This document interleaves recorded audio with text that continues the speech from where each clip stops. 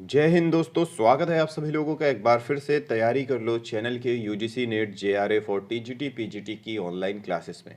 तो दोस्तों समय है 7 बजा हुआ है और हम यहाँ पे बात कर रहे हैं आचार्य रामचंद्र शुक्ल द्वारा बताए गए हिंदी साहित्य के भक्ति काल की, जिसका प्रकरण 1 हमने देख लिया था और प्रकरण 2 यहाँ पे आज हम देखने जा रहे हैं, जिसमें हम देखेंगे निर्गुण धारा ज्ञानाश्रयी शाखा। निर्गुण धारा की ज्ञानाश्रयी शाखा। इससे पहले हमने दोस्तों जो यूनिट 2.2 है वो कंप्लीट की थी, तो ये 2.3 है जिसका नाम है भक्ति काल।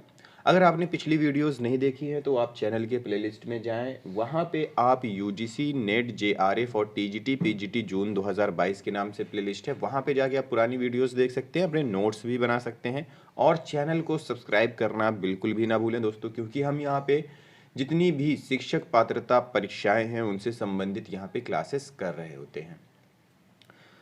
तो प्रकरण 2 है जिसमें हम निर्गुण धारा और ज्ञानाश्रयी शाखा के बारे में देखेंगे कि इस प्रकरण में ज्ञानाश्रयी शाखा के प्रमुख कवियों का वर्णन किया गया है। कवियों को इस क्रम में रखा गया है। किस क्रम में? कबीर, रैदास या रविदास, धर्मदास, गुरु नानक, दादू दयाल, सुंदरदास, मलूक दास, अक्षर अनन्य। शुक्ल जी ने एक बात स्पष्ट की है।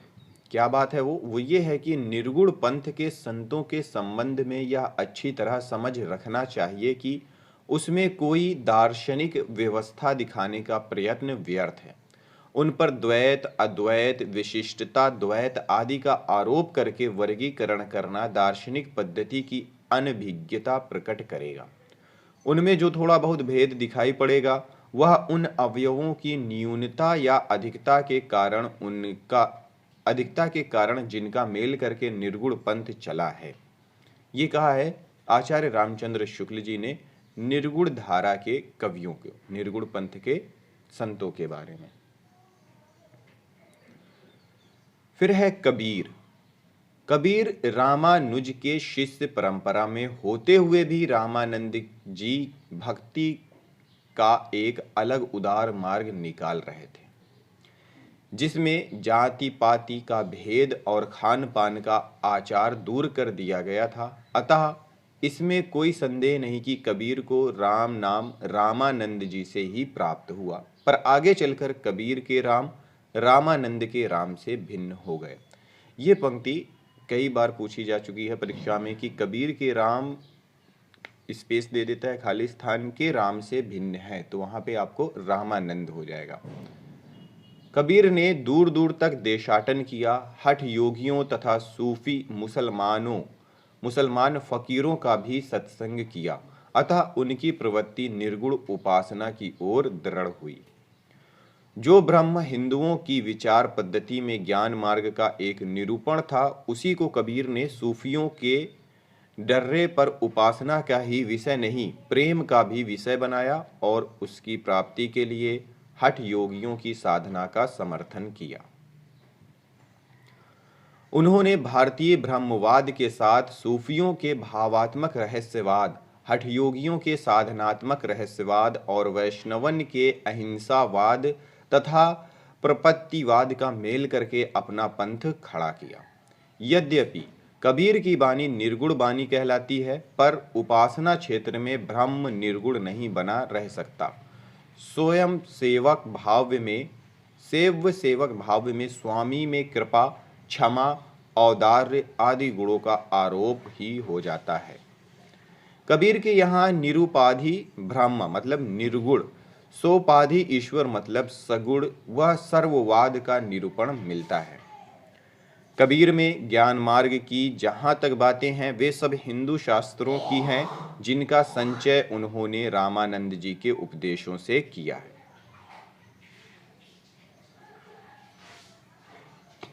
और आगे देख लेते हैं, वही चीज देखते हैं जो कि इंपॉर्टेंट है। प्रकरण 1, इसमें कोई संदेह नहीं कि कबीर ने ठीक मौके पर जनता के उस बड़े भाग को संभाला जो नाथपंथियों के प्रभाव से प्रेम भाव और भक्ति रस से शून्य और शुष्क पड़ता जा रहा था। उनके द्वारा यह बहुत ही आवश्यक कार्य हुआ इसके साथ ही मनुष्यत्व की सामान्य भावना को आगे करके निम्न श्रेणी की जनता में उन्होंने आत्मगौरव का भाव जगाया और भक्ति के ऊंचे से ऊंचे सोपान की ओर बढ़ने के लिए बढ़ावा दिया। मतलब क्या है कि जैसे कि शून्य पड़ गई थी भक्ति भावना और लोगों के पास कुछ नहीं था सिवाय भक्ति के, तो उस हिसाब से कबीर दास जी ने जो भक्ति की भावना जगाई थी वो शून्य शुष्क पड़े हुए भक्ति भावना को उन्होंने ऊंचे से ऊंचे सोपान की ओर बढ़ाया था।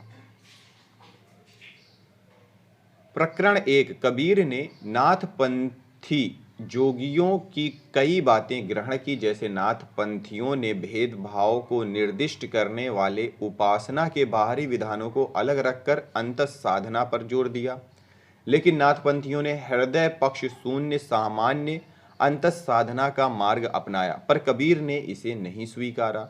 नाथपंथ व निर्गुण पंथ में यह मुख्य अंतर है।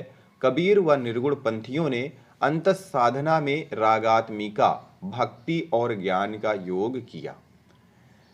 प्रकरण 1। जिस प्रकार एक निराकार ईश्वर के लिए भारतीय वेदांत का पल्ला पकड़ा, उसी प्रकार उस निराकार ईश्वर की भक्ति के लिए सूफियों का प्रेम तत्व लिया और अपना निर्गुण धूमधाम से निकाला।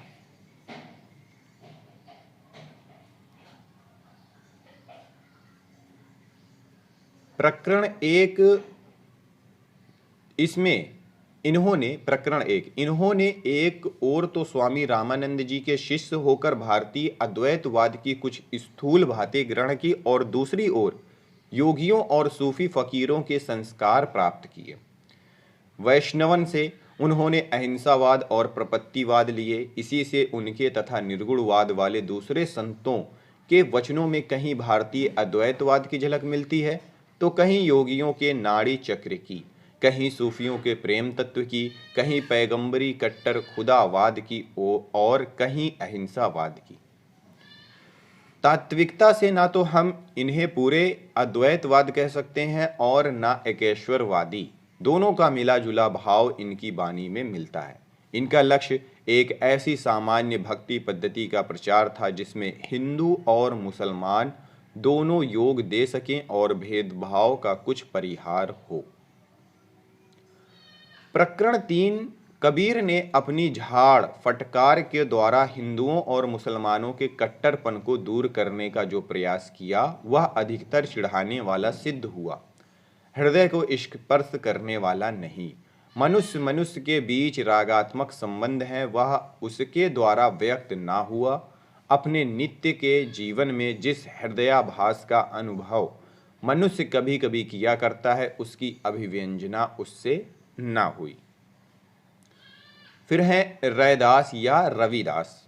रैदास का अपना अलग प्रभाव पंचाह की ओर जान पड़ता है। साधुओं का एक संप्रदाय जो फर्रुखाबाद और थोड़ा बहुत मिर्जापुर में पाया जाता है, रैदास की ही परंपरा में कहा जा सकता है। रैदास की भक्ति में निर्गुण ढांचे की जान पड़ती है। कहीं तो वे अपने भगवान को सब में व्यापक देखते हैं, कहीं कबीर की तरह परंपरा परात्पर की ओर संकेत करते हैं। फिर है धर्मदास। कबीर के मुख से मूर्ति पूजा, तीर्थाटन, देवार्चन आदि का खंडन सुनकर इनका झुकाव निर्गुण संत मत की ओर हुआ। अंत में ये कबीर से सत्य नाम की दीक्षा लेकर उनके प्रधान शिष्यों में हो गए और संवत 1575 में कबीर दास के परलोकवास पर उनकी गद्दी इन्हीं को मिली। कबीर दास के बाद कबीर दास की गद्दी किनको मिली? धर्मदास को। इनकी रचना थोड़ी होने पर भी कबीर की अपेक्षा अधिक सरल भाव लिए हुए है। उसमें कठोरता और कर्कशता नहीं है। इन्होंने पूर्वी भाषा का ही व्यवहार किया। इनकी अन्योक्तियों के व्यंजन चित्र अधिक मार्मिक हैं, क्योंकि इन्होंने खंडन मंडन से विशेष प्रयोजन न रखकर प्रेम तत्व को ही लेकर अपनी वाणी का प्रसार किया।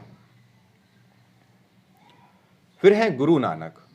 गुरु नानक आरंभ से ही भक्त थे, अतः उनका ऐसा मत की ओर आकर्षित होना स्वाभाविक था जिसकी उपासना का स्वरूप हिंदुओं और मुसलमानों दोनों को समान रूप से ग्राह्य हो। उन्होंने घर बार छोड़ बहुत दूर दूर के देशों में भ्रमण किया, जिससे उपासना का सामान्य स्वरूप स्थिर करने में उन्हें बड़ी सहायता मिली। अंत में कबीर दास की निर्गुण उपासना का प्रचार उन्होंने पंजाब में आरंभ किया और वे सिख संप्रदाय के आदि गुरु हुए। भक्ति या विनय के सीधे साधे भाव सीधी साधी भाषा में कहे गए हैं। कबीर के समान अशिक्षितों पर प्रभाव डालने के लिए टेढ़े मेढ़े रूपकों में नहीं, इससे उनकी प्रकृति की सरलता, अहम भाव शून्यता का परिचय मिलता है। फिर है दादू दयाल। इनकी रचना में अरबी फारसी के शब्द अधिक आए हैं और प्रेम तत्व की व्यंजना अधिक है। घट के भीतर के रहस्य प्रदर्शन की प्रवृत्ति इनमें बहुत कम है। दादू की बानी में यद्यपि उक्तियों का वह चमत्कार नहीं है जो कबीर की बानी में मिलता है, पर प्रेम भाव का निरूपण अधिक सरस और गंभीर है। कबीर के समान खंडन और वाद विवाद में इन्हें रुचि नहीं थी। फिर है सूरदास। निर्गुण पंथियों में ये एक ऐसे व्यक्ति हैं जिन्हें समुचित शिक्षा मिली थी और जो काव्य कला की रीति आदि से अच्छी तरह परिचित थे, अतः इनकी रचना साहित्यिक और सरस है। भाषा भी काव्य की मंझी हुई ब्रज भाषा है। कबीर सुंदरदास की ब्रज भाषा सबसे ज्ञानी बताए गए हैं, ये सबसे ज्यादा पढ़े लिखे। भक्ति और ज्ञान चर्चा के अतिरिक्त नीति और देशाचर आदि पर भी इन्होंने बड़े सुंदर पद्य कहे हैं। इनकी रचना काव्य पद्धति के अनुसार होने के कारण और संतों की रचना से भिन्न दिखाई पड़ती है। संत तो ये थे ही पर कवि भी थे। सुंदरदास संत तो थे ही पर ये कवि भी थे। सुशिक्षा द्वारा विस्तृत दृष्टि प्राप्त होने से इन्होंने अपने निर्गुणवादियों के समान लोक धर्म की उपेक्षा नहीं की। इन्होंने जो दृष्टि तत्व आदि कहे वे भी औरों के समान मनमाने और ऊटपटांग नहीं है, शास्त्र के अनुकूल है। सबसे ज्यादा सुशिक्षित माने गए हैं सुंदरदास। अब दोस्तों प्रकरण 3 है जिसे हम अगली वीडियो में लेकर आएंगे। इस वीडियो को यहीं पे समाप्त करते हैं। मिलते हैं अगली वीडियो में अगले टॉपिक के साथ। इस वीडियो को देखने और समझने के लिए आप सभी लोगों का बहुत बहुत धन्यवाद।